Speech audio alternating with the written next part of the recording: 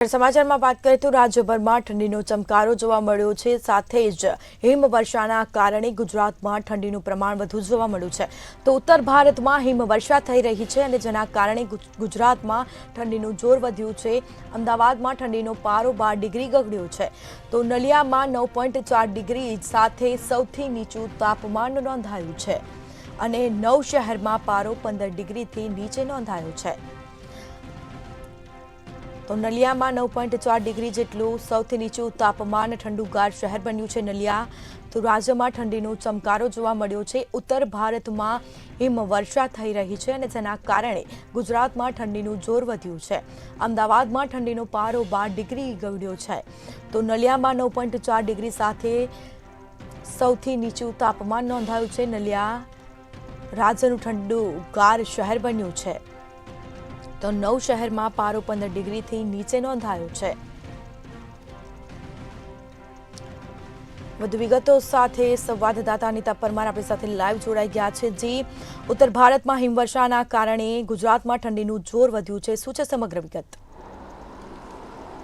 જી સ્મિતા, ઉત્તર ભારતમાં હિમવર્ષા થવાના કારણે થઈને ગુજરાતમાં અત્યારે હાલ ઠંડીનો ચમકારો જે જોવા મળી રહ્યો છે। જો વાત કરવામાં આવે તો આજે અમદાવાદનું તાપમાન જે છે તે 12 ડિગ્રી નોંધાયું છે, એટલે કે ઠંડીનો જે પારો છે તે ગગડ્યો છે। જો વાત કરવામાં આવે તો ગાંધીનગરનું તાપમાન પણ 10 ડિગ્રી નોંધાયું છે અને આગામી 3 દિવસ સુધી આ પ્રકારનું તાપમાન રહેશે તેવું પણ હવામાન વિભાગે જણાવ્યું છે। સાથે જો વાત કરવામાં આવે તો રાજ્યમાં સૌથી ઠંડુ શહેર નલિયા બન્યું છે। 9.4 ડિગ્રી સાથે નલિયા અત્યારે હાલ ઠંડુગાર બન્યું છે। જો વાત કરવામાં આવે તો ઉત્તર ભારતમાં અત્યારે છેલ્લા 2-3 દિવસથી ખૂબ જ હિમવર્ષા થઈ રહી છે, જેના કારણે થઈને તાપમાન જે છે તે અત્યારે હાલ ગગડી રહ્યું છે। જો વાત કરવામાં આવે તો વહેલી સવારના દ્રશ્યો છે, જેમાં આપ જોઈ રહ્યા છો કે સ્વચ્છ વાતાવરણ જોવા મળી રહ્યું છે।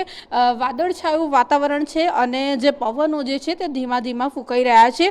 જો વાત કરવામાં આવે તો ગતરાત્રિએ 9 શહેરોમાં સરેરાશ લઘુત્તમ તાપમાન જે હતું તે 15 ડિગ્રીથી નીચે નોંધાયું હતું। જો વાત કરવામાં આવે તો નલિયા, રાજકોટ, ડીસા, ભુજ, ગાંધીનગર, અમરેલી, પોરબંદર, વડોદરા, કંડલા આ બધા શહેર છે। આ બધા શહેરમાં ઠંડીનો જે પારો જે છે તે કહેવાય છે કે 15 ડિગ્રીથી નીચે ગગડ્યો છે। એટલા માટે થઈને અત્યારે હાલ રાજ્યમાં ઠંડીનો જે ચમકારો છે જોવા મળી રહ્યો છે।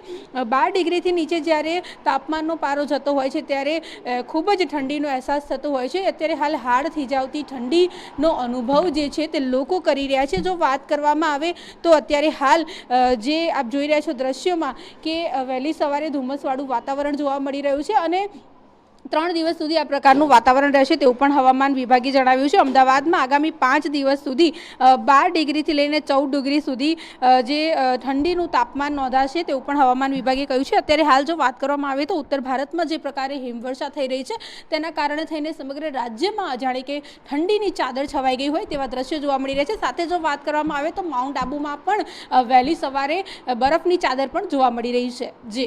જી, તમામ જાણકારી આપવા બદલ આપનો આભાર। તો ઉત્તર ભારતમાં હિમવર્ષાના કારણે ગુજરાતમાં ઠંડીનું જોર વધ્યું છે।